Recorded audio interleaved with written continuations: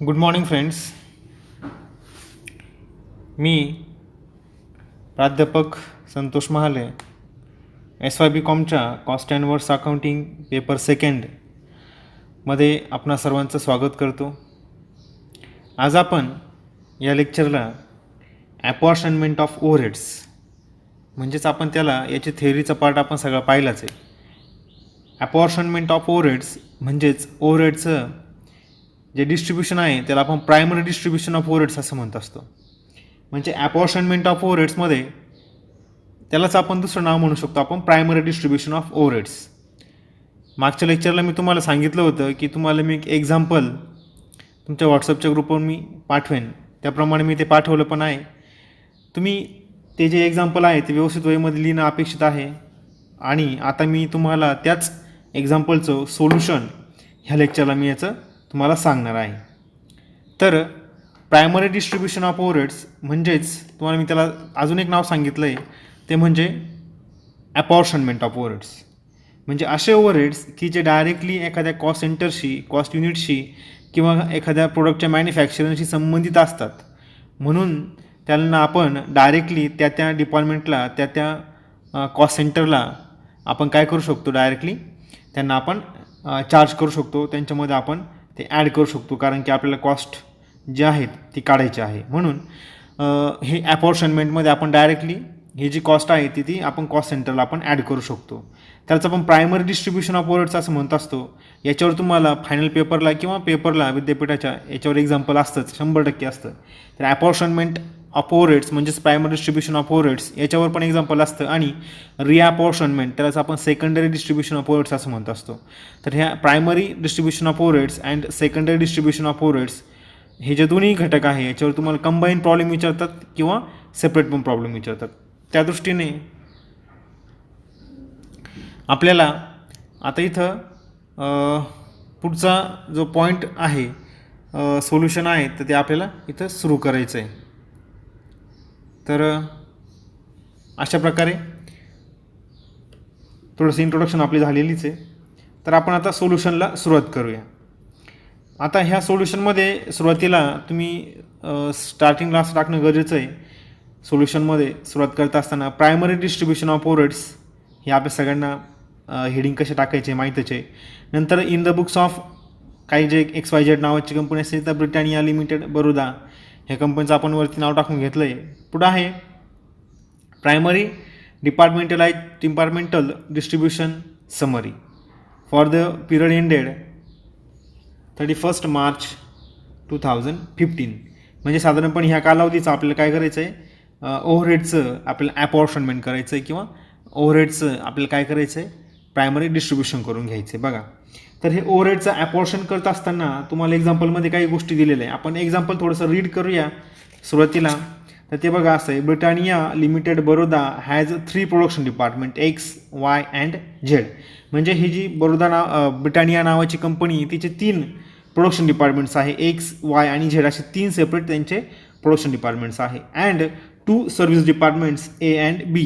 त्याचप्रमाणे ह्या कंपनीमध्ये 2 सर्व्हिस डिपार्टमेंट्स आहे, त्यांचं नाव आहे A डिपार्टमेंट आणि B डिपार्टमेंट. असे 2 सर्व्हिस डिपार्टमेंट्स या कंपनीमध्ये आहे. The following figures are extracted from the records of the company for the period ended 31 March 2015. पुढे काही तुम्हाला ह्या कंपनीच्या रेकॉर्ड्सवरून काही माहिती तुम्हाला पुरवण्यात आलेली आहे.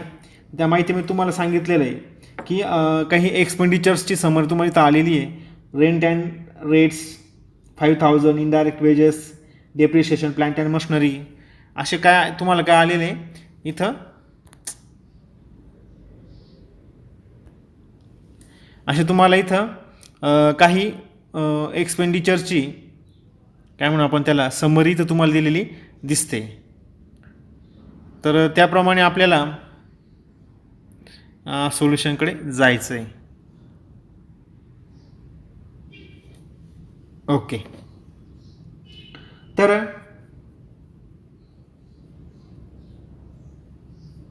ह्या सोल्युशनमध्ये आपण सुरुवात करत असताना काही कॉलम आखलेले बघा इथं. पर्टिक्युलर्स की जिथं सगळे एक्सपेंडिचर्स असतील. दुसरा कॉलम आहे त्याला टायटल दिले आपण बेसिस ऑफ ॲपॉर्शनमेंट. म्हणजे एखादा ओव्हरहेड्स आहे त्याला कोणत्या रेशोप्रमाणे आपल्याला काय करायला पाहिजे, डिस्ट्रीब्यूट करून घ्यायला पाहिजे, किंवा कोणत्या रेशोप्रमाणे आपण त्याला विभागणी करायची आहे. तो रेशो म्हणजेच आपण इथं काय म्हणू त्याला, बेसिस ऑफ अपॉर्शनमेंट. इथं पुढचं कॉलम आहे टोटल, आणि ह्या टोटलच्या अमाऊंटचं डिपार्टमेंट एक्स वाय झेड हे आहे प्रोडक्शन डिपार्टमेंट्स, आणि सर्व्हिस डिपार्टमेंट्स आहे ए आणि बी. यांच्यामध्ये आपले काय करायचं आहे, डिस्ट्रीब्युशन करायचं आहे ओव्हरहेडचं. डिस्ट्रीब्युशन करायचं म्हणजे हे कॉमन एक्सपेंडिचर्स आहे, कॉमन ओव्हरहेड्स आहे, त्यांचं आपल्याला काय करायचं असतं, याच्यामध्ये क्लासिफिकेशन किंवा अपॉर्शनमेंट आपल्याला करायचं असतं. त्या दृष्टीनं आपण आता एक्झाम्पलच्या सोल्युशनला सुरुवात करूया. पण त्याच्या अगोदर याच्या सोल्युशनला सुरुवात करत असताना आपल्याला काही रेशो कॅल्क्युलेट करून घ्यावे लागतात, नाही का, रेशोज. आपण पहिल्यांदा काय करूया, रेशो कॅल्क्युलेट करून घेऊया. कारण हे रेशो काढल्याशिवाय एखादा ओव्हरहेड्स असेल तर ओव्हरहेड्स आपण कसा डिस्ट्रीब्यूट करायचा प्रोडक्शन डिपार्टमेंटमध्ये किंवा सर्व्हिस डिपार्टमेंटमध्ये, त्याची वाटणी कशी करायची, त्याचं ॲपोर्शन कसं करायचं, हे आपल्या रेशोवर डिपेंड असतं. म्हणून रेशो इथं आपलं काढणं पहिल्यांदा गरजेचं आहे. तर रेशो पहिल्यांदा आपण कॅल्क्युलेट करून घेऊया. इथं तुम्हाला काही माहिती आलेली बघा, पर्टिक्युलर्स एक्झाम्पलमध्येच आहे बघा, पर्टिक्युलर्स, टोटल वगैरे, डिपार्टमेंट, प्रोडक्शन डिपार्टमेंट्स आहे, सर्व्हिस डिपार्टमेंट्स आहे. त्याच्यावरून तुम्हाला इथं आता रेशो काढायचे. तुम्ही जर पहिलं पाहिलं, फ्लोअर स्पेस म्हणजे काय, की एखादा डिपार्टमेंट किती जागेमध्ये आहे, किती square foot area occupied by particular departments. So that space given in the example.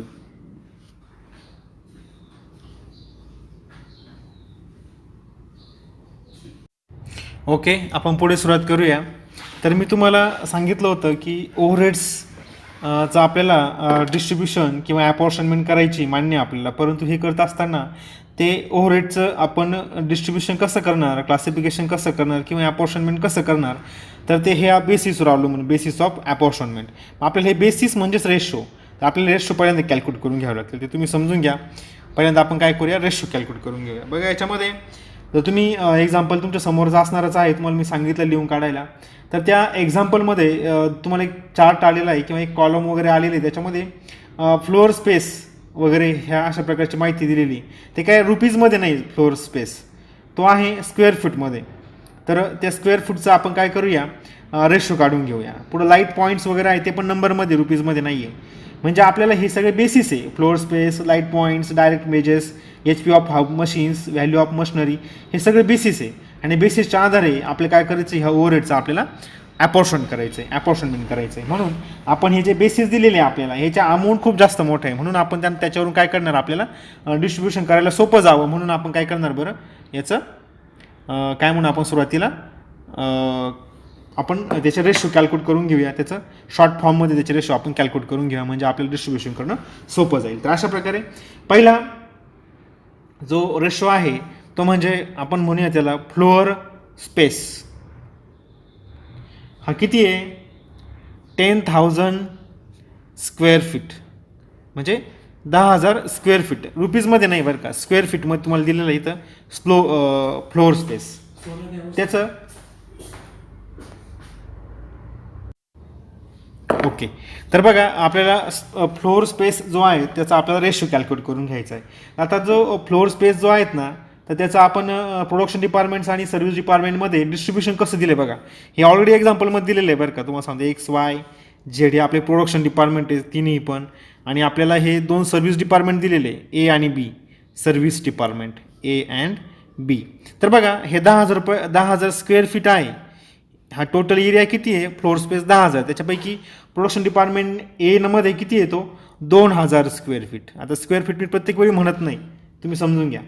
तर वायकडे किती आहे, 2,500, आणि झेडकडे किती आहे, 3,000. एकडे किती आहे, 2,000, आणि बीकडे किती आहे, 500. म्हणजे ह्या 10,000 फ्लोअर स्पेस म्हणजे काय तुम्हाला माहिती आहे का, जो एरिया एखाद्या बिल्डिंगचा जो आतमधला एरिया असतो, रूममधला नाही का, त्याला आपण फ्लोअर स्पेस असं म्हणतो असतो. म्हणजे जो आपण एरिया वापरू शकतो त्याला आपण फ्लोअर स्पेस असं म्हणतो असतो.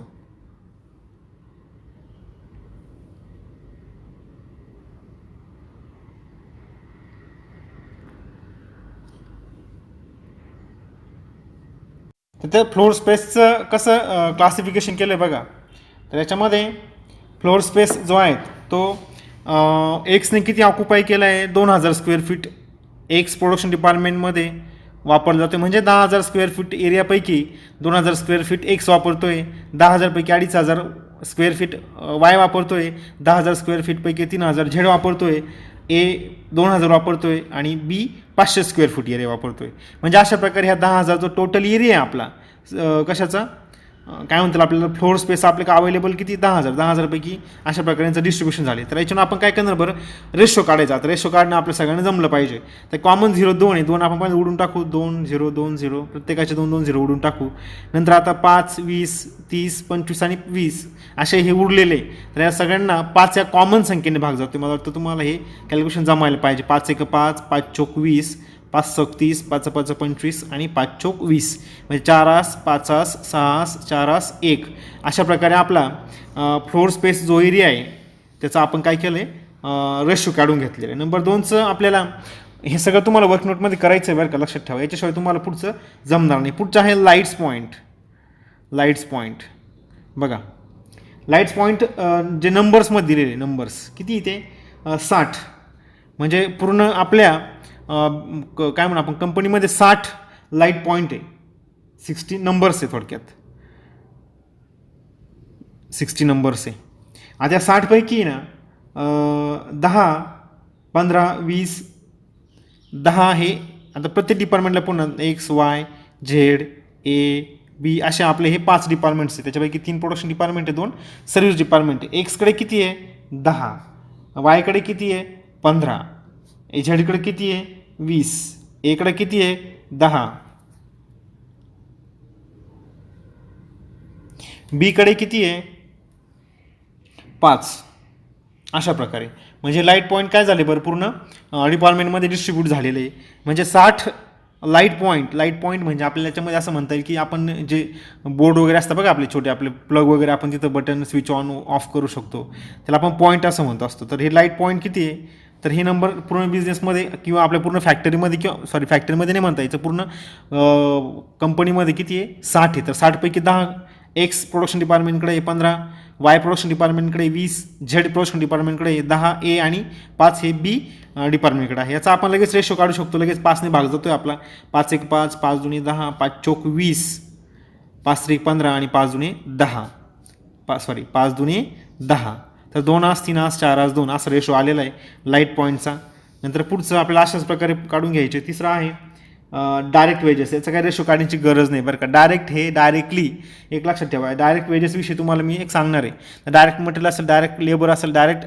एक्सपेन्सेस असेल की जे प्राईम कॉस्टमध्ये येतात ते प्राईम कॉस्टवाले सगळे सर्व्हिस डिपार्टमेंटला अलोकेट करायचे असतात त्यांचे प्रोडक्शन डिपार्टमेंटमध्ये घ्यायचे नसतात हे लक्षात ठेवा आपण सोल्युशनच्या वेळेस तुम्हाला मी पुन्हा सांगेलच तर बघा पुढचं आहे लाईट पॉईंटचं झालं आता डायरेक्ट वेजेस पण आपल्याला कॅल्क्युलेट करण्याची गरज नाही ते ॲज इट इज घ्यायचे असतात पुढे आहे HP of machines HP of horse power of machines आपण त्याला म्हणत असतो मशीनची कॅपॅसिटी सांगतं हे तर बघा हॉर्स पॉवरच्या बाबतीमध्ये पण त्यांनी कसं सांगितलं आपण शॉर्टकटमध्ये त्याला HP असं म्हणतो असतो हॉर्स पॉवर तर त्याच्यामध्ये पुन्हा HP ऑफ मशीन्स तर ते आहे ते सुद्धा आपल्या सगळ्या डिपार्टमेंटमध्ये पुन्हा डिस्ट्रीब्यूट झालेले उदाहरणार्थ एक्स वाय झेड ए आणि बी यांच्यामध्ये हे हॉर्स पॉवर आहे ते डिस्ट्रीब्यूट झाले ते बघ कसे टोटल आहे 150 टोटल किती आहे 150 हॉर्स पॉवर आपण यूज करतोय फार सगळ्या डिपार्टमेंट्स मिळून तर बघा पहिल्या एक्सला किती येतील मग किती सांगितले त्यांनी 60 30 50 10 60 30 50 10 आणि डॅश तर अशा प्रकारे हे जे HP ऑफ मशीन्स किती आहे तर हे आपण 60 HP मशीन्स किंवा 60 HP करण्यासाठी वापरतो एक्स डिपार्टमेंटला यूज करतो पण 30 HP कोणाला यूज करतो वाय डिपार्टमेंटला आणि 50 HP कोणाला यूज करतो झेड डिपार्टमेंटला 10 हे ए डिपार्टमेंटला यूज करतो आहे HP म्हणजे हॉर्स पॉवर ऑफ मशीन्स म्हणजे कॅपॅसिटी किंवा आपण काय म्हणूया त्या मशीनचा यूज आपण एवढ्या प्रमाणात करतो मग याचा आपण सुद्धा रेशो काढू शकतो 1 1 0 आपण काढला तरी चालेल किंवा आपण काय करूया 5ने भाग जातोय पूर्ण तर ते केलं तरी चालेल किंवा 1 0 कॉमन आहे तो उडवलं तरी चालेल बघा 0 गेले 0 गेले 0 गेले 6 आस 3 आस 5 आस 1 अशा प्रकारे हा रेशो आलेला आहे बीला काय याच्यामध्ये नाही आहे पार्ट त्याच्यामुळे बीचं काय याच्यामध्ये कॅल्क्युलेट करण्याची गरज अजिबात नाही आहे तर अशा प्रकारे हे आपलं HP ऑफ मशीनचं सुद्धा कॅल्क्युलेशन करून झालेलं आहे नंबर आहे पुढं 4 तो म्हणजे बघा, तो आहे व्हॅल्यू ऑफ मशिनरी. त्यासुद्धा आपण रेशो काढून घेणार आहोत, गरजेचं आहे ते व्हॅल्यू ऑफ मशिनरी. बघा, व्हॅल्यू ऑफ मशिनरी. तर टोटल आता ही व्हॅल्यू रुपीजमध्ये असणार आहे. रुपीजमध्ये किती ती 2,50,000. म्हणजे टोटल मशिनरी किती आहे आपल्या बिझनेसमध्ये 2.5 लाखाच्या, 2,50,000च्या. त्याच्यापैकी पुन्हा तेच X Y Z A B. आता एक्सकडे किती मशिनरी यूज केल्या जातात माहिती आहे का? 60,000 रुपीज 60,000. वायकडे रुपीज 80,000. झेडकडं रुपीज 1,00,000. एकडे रुपीज 5,000 आणि बी सुद्धा 5,000. अशा प्रकारे आपण हे काय म्हणू आपण व्हॅल्यू ऑफ मशिनरीज. तर 2.5 लाखापैकी 60 लाख मशिनरी एक्स यूज करते, 80च्या वाय यूज करते, 1 लाखाच्या झेड यूज करते. अशा प्रकारे हे काय करतो आपण डिस्ट्रीब्युशन करून काय म्हणू आपण त्याला केलेलं आहे 2.5 लाखाचं. यातसुद्धा आपण रेशो काढू शकतो. 3 शून्य कॉमन आहे, 3 शून्य उडून टाका. बघा 3 शून्य केले, प्रत्येकाचे 3 शून्य काढतोय आपण. अशा प्रकारे हा त्याला 5ने भाग जातोय. 5ने आपण त्याला भाग देऊया. 5 एक 5, 5 एक 5. बघा 5 दुणे 10, शून्य आहे तसा. पुढं आहे आता हे बघा 80. 5 एक 5, 3 उरले, 5 चौक 30 आणि शेवटचा आहे 60. 12 पंच 60 होतात नाही का? 5 एक 5, 5 दुणे 10, 12 16 20 1 1. अशा प्रकारे हा आपला रेशो आलेला आहे. बघा आता हे रेशो आल्यानंतर आपण इझिली आपले जे ओव्हरहेड्स आहे त्यांचं आपण अपॉर्शनमेंट नक्कीच करू शकतो. त्यासाठी आपल्याला हे जे रेशो आहेत हे जास्त महत्त्वाचे असतात. रेशो एकदा बरोबर आले की आपण नक्कीच काय करू शकतो, आपल्या ओव्हरहेडचं अपॉर्शनमेंट करू शकतो. तर त्या अपॉर्शनमेंटला आपण सुरुवात करूया. तुमच्यासमोर हे सगळं मी वर्किंग नोट केलेलं आहे. सगळ्यांनी ते व्यवस्थित समजून घ्या, लिहून घ्या वहीमध्ये. तर आपण काय करतोय ॲक्च्युली जे आपले ओव्हरहेड्स आहे त्यांचं आपण आता डिस्ट्रीब्युशनला सुरुवात करूया. त्याच्यामध्ये ओव्हरहेड्स कोणते कोणते बघा, rent, rates, general lighting, indirect wages, power, depreciation of machinery, sundries. अशा प्रकारे आपले ओव्हरहेड्स इथं आलेले आहे. आणि ओव्हरहेड्सचं आपलं काय करायचं आहे, अपॉर्शनमेंट करायचं आपलं, लक्षात ठेवा बरं का. तर बघा आता याच्यामध्ये एक एक एक एक आपण घ्यायला सुरुवात करूया. त्याच्यामध्ये पहिलं आपल्याला घ्यायचं आहे ते बघा, याच्यामध्ये स्टार्टिंग करत असताना जे काही direct material, direct labour, direct expenses असेल, जसं आपण कॉस्ट शीटमध्ये काय करायचं सुरुवातीला सगळे प्राईम कॉस्टसाठी लागणारे direct material, direct labour, direct expenses हे आपण एक नंबर घ्यायचो आणि नंतर आपण काय करायचो एक एक एक एक ओव्हरहेड्स आपण ॲड करायला सुरुवात करायचो. ती सिक्वेन्स इथं पण विसरू नका. त्याच्यामध्ये सुरुवात करताना आपल्याला सुरुवात कशाने करायची आहे, ती करायची आहे म्हणजे आपल्याला डायरेक्ट वेजेस इथं आलेलं आहे. त्याच्यामुळे डायरेक्ट वेजेस आपण इथे एक नंबरला घेणार आहोत. डायरेक्ट वेजेस जर नसतं तर आपण ते घेतलं नसतं. तर लक्षात ठेवा, अपॉर्शनमेंट करत असताना सुरुवातीला direct material, direct labour, direct expense जर आला असेल तर ते एक नंबर घेऊन टाकायचं सुरुवातीला. तर अशा प्रकारे आपल्या एक्झाम्पलमध्ये एक आहे बघा इथं डायरेक्ट वेजेस म्हणून, तर ते आपण सुरुवातीला घेऊन टाकूया. कारण डायरेक्ट वेजेसला कोणताही प्रकारचा रेशो यूज करायचा नसतो. डायरेक्ट मटेरियलचा किंवा डायरेक्ट वेजेसचा किंवा डायरेक्ट एक्सपेन्सेस जे आहे ते डायरेक्टली त्या डिपार्टमेंटला आपण ॲड करत असतो. त्याच्यामध्ये रेशो यूज करण्याची गरज नाही. लक्षात ठेवा, हे जे आपण रेशो काढले हे यूज आपल्याला ओव्हरहेडसाठी करायचे नाही, आपल्याला यूज करायचे कशासाठी यूज नाही करायचे, direct material, direct labour, direct एक्सपेन्सेसचं ॲपोर्शन करायला यांना यूज नाही करायचं आहे. आपल्याला यूज कोणासाठी यूज करायचे, फक्त हे रेशो. तर ओव्हरहेडचं डिस्ट्रीब्युशन करण्यासाठी आपल्याला हे रेशो यूज करायचे. लक्षात ठेवा, कशासाठी यूज नाही करायचे तर ते direct material, direct labour, direct एक्सपेन्सेसचं डिस्ट्रीब्युशन करण्यासाठी आपल्याला हे अपॉर्शनमेंटचे जे रेशो आपण काढले ते यूज नाही करायचे. लक्षात ठेवा, मी 3 वेळा सांगितले, लक्षात ठेवा. याच्यामध्ये सुरुवातीला घेतो आपण डायरेक्ट वेजेस. मी तुम्हाला सांगितलं कॉस्ट शीटप्रमाणे, जसं आपण कॉस्ट शीटमध्ये direct wedges, direct material, direct expenses आपण स्टार्टिंगला घ्यायचं, इथं तसंच करायचं आहे. ते पण आपल्याला असेच घ्यायचे आहे बघा. तर बघा याच्यामध्ये डायरेक्ट वेजेस जर तुम्ही पाहिले तर रुपीजमध्ये आहे टोटल 10,000 रुपयाचे डायरेक्ट वेजेस आहे. त्याच्यापैकी 3,000 एक्स डिपार्टमेंटला, प्रोडक्शन डिपार्टमेंटला आहे, वाय प्रोडक्शन डिपार्टमेंटला 2,000 आहे, झेड प्रोडक्शन डिपार्टमेंटला 3,000 आहे, ए सर्व्हिस डिपार्टमेंटला 1,500 आहे आणि बी सर्व्हिस डिपार्टमेंटला 500 आहे. अशा प्रकारे 10,000 रुपयाचे जे डायरेक्ट वेजेस आहे त्यांचं आपण क्लासिफिकेशन केलं आहे. तुम्हाला मी सांगितलं आहे direct material, direct labour, direct expenses यांचं अपॉर्शन करत असताना ते फक्त आणि ओनली हे सर्व्हिस डिपार्टमेंटलाच अपॉर्शन करायचे. प्रोडक्शन डिपार्टमेंटला त्याचं अपॉर्शन करून चालणार नाही, ते करायचं नसतं, लक्षात ठेवा. मी आता सांगितलं इथून पुढे हा नियम लक्षात ठेवा.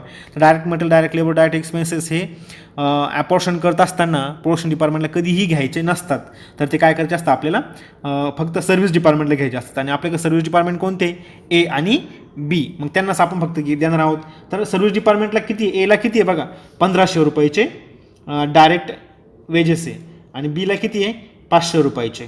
म्हणजे एवढंच फक्त. आता हे XYZ प्रोडक्शन डिपार्टमेंट आहे, त्यांना किती येईल बरं, नील येऊन जाईल. आणि टोटल किती आली आपली 2000. आणि बेसिस ऑफ अपॉर्शनमेंट, म्हणजे अपॉर्शनमेंट आपण कोणत्या रेशोप्रमाणे केलं, तर त्याचं उत्तर आहे ॲक्च्युअल जे आहे ते किती होते 1500 आणि 5000. तर अशा प्रकारे आपलं हे, इथं मी रेषा का मारतो, इथं व्हाईट पेपर असल्यामुळं इथं रेषा नाही म्हणून मी रेषा मारतो. तुम्ही रेषा मारण्याची गरज नाही आहे. लक्षात आलं सगळ्यांना. तुमच्या नोटबुकमध्ये ऑलरेडी लाईन्स वगैरे असतात, त्याच्यामुळं तुम्ही काय तिथं रेषा मारण्याची गरज नाही आहे. इथं व्हाईट पेपर असल्यामुळे मी ती रेष मारलेली आहे, लक्षात ठेवा. तर अशा प्रकारे हे जे आता याच्यामध्ये डायरेक्ट मटेरियल जर असतं आपण इथं घेतलं असतं, डायरेक्ट एक्सपेन्स असतं आपण इथं घेतलं असतं, आणि त्याचं रेशो कोणतं यूज केलं असतं, ॲक्च्युअल जेवढा आहे तेवढा फक्त सर्व्हिस डिपार्टमेंट एला आणि बीला जेवढा एक्झाम्पलमध्ये आला तेवढा आपण इथं घेतला असता. अशा प्रकारे डायरेक्ट वेजेसचं आपलं इथं संपलेलं आहे. पुढचं आहे बघा, आता आपण ओव्हरहेड्समध्ये जाणार आहोत. पहिला ओव्हरहेड्स कोणता आहे, रेंट अँड रेट्स. घेऊया आपण इथं रेंट्स अँड रेट्स. आता रेंट म्हटलं की आपल्यासमोर येतं फ्लोअर स्पेस एरिया. म्हणजे हे जे रेंट आहे ते टोटल किती आहे तुमच्यासमोर मी एकदा लिहून टाकतो. तुमच्या एक्झाम्पलमध्ये दिलेलं आहे बघा, टोटल रेंट आहे 5000 रुपयाचं रेंट आहे टोटल.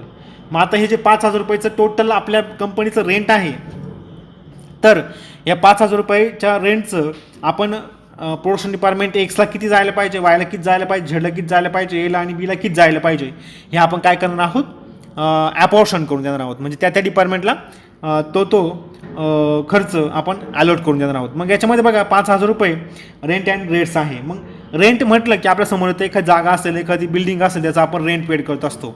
मग हे रेंट पेड करत असताना आपण कोणता बेसिस यूज करणार, तर तो बेसिस आहे म्हणजे कोणता, floor space area. Floor space एरियाचा रेशो काय आपण 1 नंबरला कॅल्क्युलेट केलेला आहे बघा, किती तो 4 5 6 4 1. ह्याप्रमाणे आपलं काय करायचं आहे, 5000चं क्लासिफिकेशन करून द्यायचं आहे. मी तर रेशो कोणता लिहू, मी इथं फ्लोअर स्पेस एरिया किंवा फ्लोअर स्पेस असं म्हटलंय. तर फ्लोअर स्पेसचा जो रेशो आहे तो इथं वापरून आपल्याला ह्या रेंट अँड रेटचं काय करायचं, आपल्याला क्लासिफिकेशन करायचं आहे. ओके, तर आपण ह्या रेंट अँड रेटचं अपॉर्शनमेंट करून घेऊया. रेशो किती आहे आपला 4 5 6 4. जर आपण यांची क्लासिफिकेशन जर करायला गेलो, अपॉर्शनमेंट जर करायला गेलो, तर 5000चं आपल्याला अपॉर्शन करून द्यायचं आहे XYZ AB मध्ये, नाही का. तर मग आपला रेशो किती 4 5 6 4 1. तर आपण यांची जर बेरीज केली तर किती येते रे, 4 5 9 9 6 15 15 आणि 4 19 19 आणि 1 20. म्हणजे 5000 भागिले 20 येईल, नाही का. तर मग त्याचं उत्तर किती येईल बरं बघा. 20 जर आपण 5000ला जर 20ने जर भागलं, आपण इथं मी छोटंसं एक कॅल्क्युलेशन करतोय, 5000 भागिले 20. 1 0 कॉमन आहे, हा 0 उडावला, बे 1 बे, बे 2 4, 1 उरला 10, बे 5 10. म्हणजे 25 येईल, 250 नाही 25. म्हणजे 1 भाग किती आला 25. मग इथं बघा पहिला किती आहे 4. आपल्याला रेंट अँड रेटचं काय करायचं आहे, क्लासिफिकेशन करायचं आहे.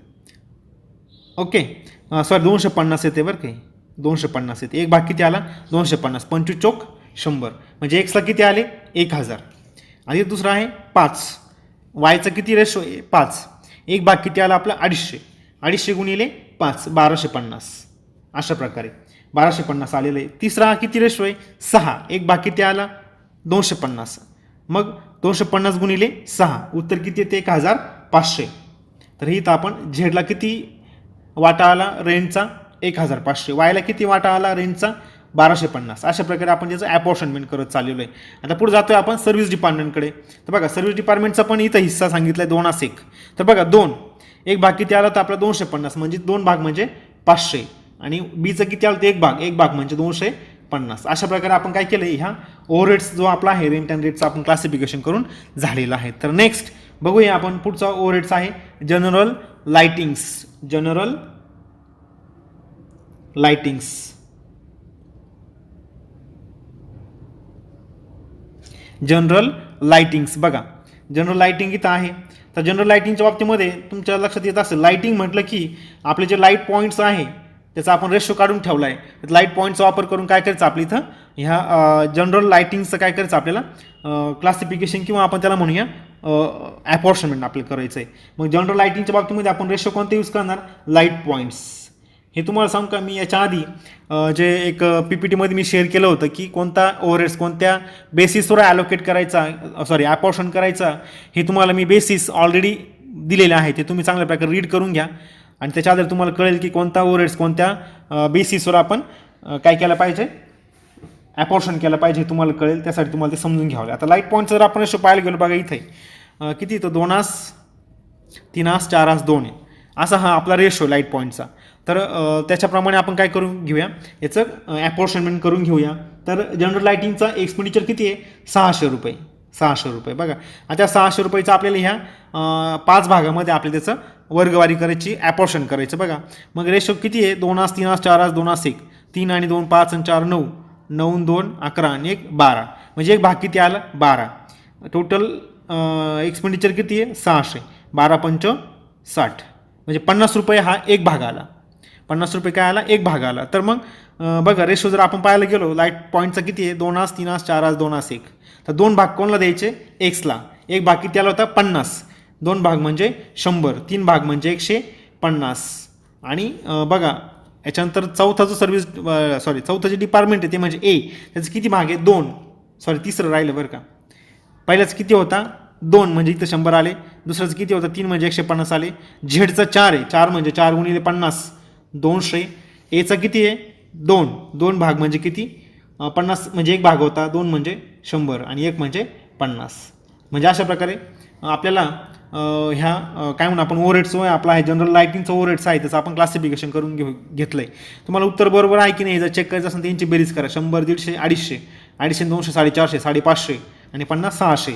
बेरीज 600 आली. याचा अर्थ आपलं कॅल्क्युलेशन्स हे बरोबर आहे. पुढचा ओव्हरहेड्स आहे आपल्यासमोर तो म्हणजे इनडायरेक्ट वेजेस. बघा इनडायरेक्ट वेजेस.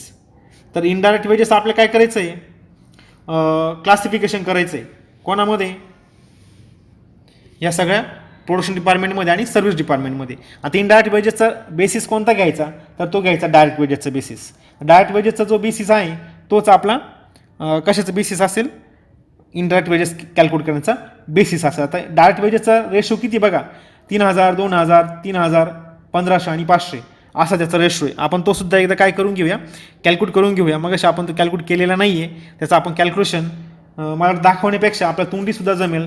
डायरेक्ट वेजेसचा जो रेशो आहे तो आपल्याला इनडायरेक्ट वेजेसचं क्लास ॲपॉर्शन करताना तो यूज करायचा आपल्याला. तर बघा 3000 2000 3000 काय म्हणून आपण त्याला 1500 आणि 500.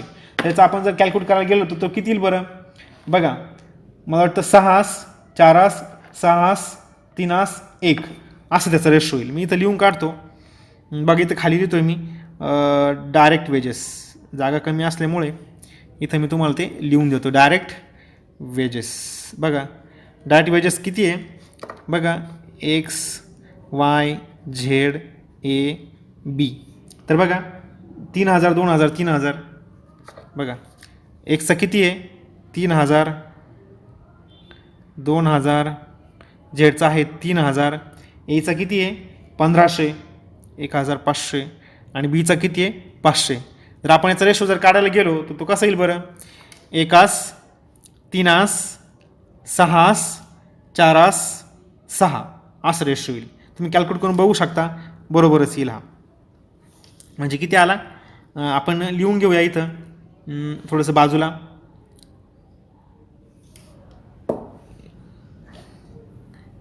बरं हा रेशो आहे. तर इनडायरेक्ट वेजेस किती आहे बरं सगळं, तर ते आहे बघा अमाऊंट बघा तुम्ही 1500.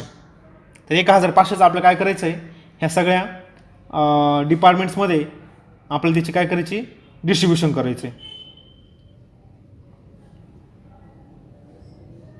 इनडायरेक्ट वेजेसचं. ठीक आहे. तर इनडायरेक्ट वेजेसचा रेशो कोणता यूज करायचा, मग डायरेक्ट वेजेसचा जो रेशो आहे तोच इनडायरेक्ट वेजेसचं ॲपॉर्शन करताना आपल्याला यूज करायचं आहे. तर बघा इनडायरेक्ट वेजेस किती टोटल अमाऊंट तुम्ही पाहिले असेल एक्झाम्पलमध्ये आहेच आहे 1500. तर 1500चं आपल्याला 6 4 6 3 1 या प्रकारे आपल्याला त्याचं काय करायचं आहे डिस्ट्रीब्युशन. मी शॉर्टकटमध्ये इथं आहे ना एक छोटे छोटे याच्यामध्ये रेशो लिहून घेतो आहे. 6 नंतर 4 6 3 1 असा आपला हा रेशो आहे. ओके. तर आपलं किती अमाऊंट टोटल 1500. त्यांची बेरीज करा 6 4 10 6 16 16 4 20 म्हणजे 1500 भागिले 20 उत्तर किती येईल बरं 75 उत्तर येईल. ओके. तर 75 गुणिले 6 केलं तर उत्तर काय येतं बरं बघा 75 गुणिले 6 जर उत्तर केलं तर आपण आन्सर येईल 450. 75 गुणिले 4 आहे बघा 4 रेशो म्हणजे याचं उत्तर किती येईल बघा 300 उत्तर येईल 300 रुपये. नंतर 6 पुन्हा हेच 450 आहे तसं घेऊन टाका. 75 जर एक भाग आहे तर 3 भाग किती येतील 225 आणि शेवटचा एक भाग आहे म्हणजे इथं 75. तुम्ही या सगळ्यांची बेरीज करून बघा ही 1500 यायला पाहिजे बघा. 75 आणि 225 किती झालं 300 450 750 750 300 150 450 1500 याचा अर्थ आपलं उत्तर काय आहे बरोबर आहे. म्हणजे अशा प्रकारे आपण हे इथपर्यंत आलेलो आहे. इनडायरेक्ट वेजेसचं बेसिस कोणता आहे रे डायरेक्ट वेजेसचा हा बेसिस आहे. डायरेक्ट वेजेसचा रेशो आहे तोच इथे आपल्याला यूज करायचा आहे. पुढचा आहे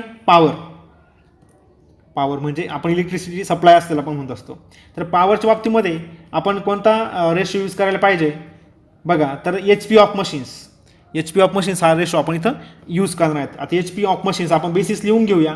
HP of machines horse power of machines HP of machines बघा किती आहे रेशो आपण मग कॅल्क्युलेट केलेलाच आहे बघा बरं. HP ऑफ मशीन्स 6 3 5 1 डॅश असा आपला हा रेशो आहे बघा. तर पॉवरची टोटल अमाऊंट किती आहे आपण ते एकदा लिहून घेऊया. किती बरं एक्सपेंडिचरमध्ये सांगितलं 1500 पॉवरची अमाऊंट आहे 1500. तर याचं आपलं काय करायचं आहे ह्या रेशोप्रमाणे बघा आपल्याला त्याचं क्लासिफिकेशन करायचं. आपण एकदा बेरीज करून बघूया बघा किती येते बेरीज ते एकदा आपण कॅल्क्युलेट करूया. 6 3 9 9 5 14 14 1 15 नाही का. 1500 भागिले जर 15 केलं तर उत्तर किती येतं बरं त्याचं 100 उत्तर येतं 100. तर 100 म्हणजे एक भाग म्हणजे किती आला 100. तर त्याप्रमाणे आपण त्याचं काय करूया क्लासिफिकेशन करूया. एकदम सोपं आहे. एक भाग म्हणजे 100 तर 6 भाग म्हणजे 600. एक भाग म्हणजे 100 तर 3 भाग म्हणजे 300. एक भाग म्हणजे 100 तर 5 भाग म्हणजे 500. एक भाग म्हणजे 100 तर एक भाग म्हणजे 100 आणि शेवटचा जो आहे तो नील. आपण याची बेरीज करून बघूया. 6 3 9 9 5 14 आणि 1 15 1500 उत्तर आलेलं याचा अर्थ आपलं उत्तर हे बरोबर आहे. अशा प्रकारे आपण लक्षात ठेवा याची पॉवर जे आहे इलेक्ट्रिसिटी वगैरे यूजचा तर त्याचं आपण बेसिस कोणता यूज केला HP ऑफ मशीन्स. पुढचं बघा ओव्हरहेड्स आहे तो म्हणजे डेप्रिशिएशन ऑफ मशिनरी. इथं लिहून घेतो मी आता डेप्रिशिएशन ऑफ मशिनरीचं डेप्रिशिएशनचं आपलं काय करायचं इथं ॲपॉर्शनमेंट करायचं आहे मशिनरीच्या डेप्रिशिएशनचं. बघा तर तुम्ही पाहिलं तर मशिनरीचं डेप्रिशिएशन आहे ते कसं अवलंबून असतं रे. आपण जर पाहिलं तर आपलं लक्ष द्यायला पाहिजे तर त्याचं डेप्रिशिएशन हे मशिनरीच्या व्हॅल्यूवर डिपेंड असतं. मग इथं आपण काय करूया बेसिस कोणता यूज करायचा व्हॅल्यू ऑफ मशिनरी हा आपल्याला काय करायचं इथं रेशो वापरायचं आहे. आपण कॅल्क्युलेट करून ठेवलं आहे व्हॅल्यू ऑफ मशिनरीचं. बघा इथं तुमच्या दिसेल समोर सगळ्यांच्या आहे किती रेशो तो 12 16 20 1 असा आपला मशिनरीचा रेशो आहे. तर मशिनरीचा रेशो जो आहे तो आपण पाहिला आहे. आता इथं टोटल अमाऊंट किती डेप्रिशिएशनची ती एकदा लिहून घेऊया. हा आहे आपला ओव्हरहेड्स डेप्रिशिएशन ऑफ मशिनरी किती आहे 10,000 रुपये टोटल आपलं डेप्रिशिएशन आहे. त्याचं आपल्या अपॉर्शनमेंटमध्ये production department X Y Z आणि सर्व्हिस डिपार्टमेंट A आणि B मध्ये आपल्याला ॲपॉर्शन करायचं आहे. आणि ते ॲपॉर्शन करत असताना त्या मशिनरीच्या व्हॅल्यूचा आपल्याला रेशो यूज करायचा आहे. बघा रेशो किती आहे 12 16 20 1 आपण जर त्याची बेरीज करायला गेलो तर किती येते बरं 12 16 28 12 आणि 16 28 28 आणि 20 48 48 आणि 2 50 म्हणजे टोटल बेरीज किती येते 50. तर मग आपण जर असं केलं इथं बघा इथं मी लिहितो थोडंसं 50 10,000 टोटल डिप्रिशिएशन आहे. एक भाग आपला रेशो काढायचा आहे. एक भाग काढायचा आपल्या आधी 50 आला 5 दुणे 10 म्हणजे 200 रुपये हा आपला एक भाग आला. 200 रुपये काय आला आपला एक भाग आला. असे किती 12 भाग, 200 रुपयाचे एक भाग, 12 दुणे 24 रुपये एक्स प्रोडक्शन डिपार्टमेंटला आले असतील. बघा नंतर पुढे किती आहे 12 16 गुणिले 50 उत्तर येईल किती बरं, सॉरी 200 आहे बरं का, सॉरी 200 गुणिले 16 दुणे 32 3200. नंतर पुढे आहे 20 गुणिले 200 बेदुणे 4000. आणि पुढे आहे एक भाग आपला 200चा होता, ॲज इट इज येऊन जातील. म्हणजे आपण काय केलं बरं, ह्या डेप्रिशिएशन आहे मशिनरी त्याचं काय केलं अपॉर्शनमेंट करून टाकलं. 2400 3200 4000 200 बेरीज जर करून पाहिलं तर 10,000 येईल. तुम्ही करून बघा उत्तर 10,000च येऊन जाईल. बेरीज बघा 400 4400 7600 9000 म्हणजे 10,000 होतं तिथं. अशा प्रकारे उत्तर 10,000 आले. पुढे शेवटचा जो ओव्हरहेड्स आहे आपला तो म्हणजे काय बरं, सनरीज म्हणजे किरकोळ खर्च वगैरे असतील काय. सनरीज जर आपण जर पाहिलं तर त्याचं आपण क्लासिफिकेशन करत असताना बघा सनरीज जर आले तर त्याच्यामध्ये आपल्याला जो रेशो यूज करायचा आहे तो आहे डायरेक्ट वेजेसचा. लक्षात ठेवा डायरेक्ट वेजेस लक्षात ठेवायचं सगळ्यांनी. सनरी वगैरे असेल जनरल एक्सपेंडिचर वगैरे असेल तर त्याच्यासाठी आपला डायरेक्ट वेजेसचं काय करायचं आहे रेशो यूज करायचं. डायरेक्ट वेजेसचं काय सांगितलं आहे रेशो तो आपण मगाशी कॅल्क्युलेट केला नव्हता, तो आहे बघा आपल्यासमोर सगळ्यांच्या डायरेक्ट वेजेसचा. आपण मगाशी कॅल्क्युलेट केला होता आपण इथं बघा, हा कॅल्क्युलेट केलेला आपण 6 4 6 3 1 अशा प्रकारे आपण याचा रेशो कॅल्क्युलेट केला होता. तर बघा 6 मी तर शॉर्टकटमध्ये तुम्ही लिहू नका असं बरं का माझ्यासारखं, मी जस्ट तुम्हाला समजावं म्हणून लिहितोय. 6 4 6 3 1 सॉरी इथं येईल 6 इथं 6 इथं 4 6 3 1 असं मी हे मुद्दाम लिहिलं आहे, तुम्ही लिहित नका चालू हे रेशो आहे आपला. तर सनरीजचा टोटल एक्सपेंडिचर किती आहे तो एकदा आपण लिहून घ्या टोटलच्या कॉलमला. म्हणजे किती आहे तो 10,000. तर या 10,000चं आपलं 6 4 6 3 1 प्रमाणे काय करायचं आहे डिस्ट्रीब्युशन किंवा सॉरी अपॉर्शनमेंट करायचं आहे. आपण याची बेरीज करूया. 6 4 10 10 6 16 16 4 20 10,000 भागिले 20 जर केलं तर बघा इथं आपण करूया 10,000 भागिले 20. हा शून्य गेला, हा शून्य गेला, बेदुणे 10. 200 रुपये एक भाग आला, 200 रुपये सॉरी 500 रुपये, बेपंच 10 500 रुपये. तर बघा सनरीजच्या बाबतीमध्ये 500 रुपये एक भाग आलेला आहे. तर 500 गुणिले 6 किती येतील उत्तर 3,000. 500 गुणिले 4 2,000. 500 गुणिले 6 3,000. 500 गुणिले 3 1,500 आणि 500 गुणिले 1 500. तर अशा प्रकारे आपल्या इथं काय म्हणून आपण त्याला क्लासिफिकेशन नाही म्हणता त्याला, आपल्याला अपॉर्शनमेंट इथं आपलं संपलेलं आहे. तर आपण इथं यांची काय करायचं फक्त बेरजा करायच्या, टोटल म्हणायची. तर टोटल ह्या कॉलमला टोटल, तर बघा टोटल जर आपण पाहायला गेलो तर यांची बेरीज जर केली तर येऊन जाईल एवढी 30,600 7,550. तुम्ही बेरजा करून बघा वाटलंच तर 7,200. नंतर पुढं आहे 9,650. पुढं आहे 46 25 आणि शेवटचं आहे 1575. अशा प्रकारे आपलं हे अपॉर्शनमेंट, हे एक्झाम्पल कशाचं आहे अपॉर्शनमेंटचं आहे. याला आपण काय म्हणतो प्रायमरी डिस्ट्रीब्युशन ऑफ ओव्हरहेड्स म्हणजेच अपॉर्शनमेंट.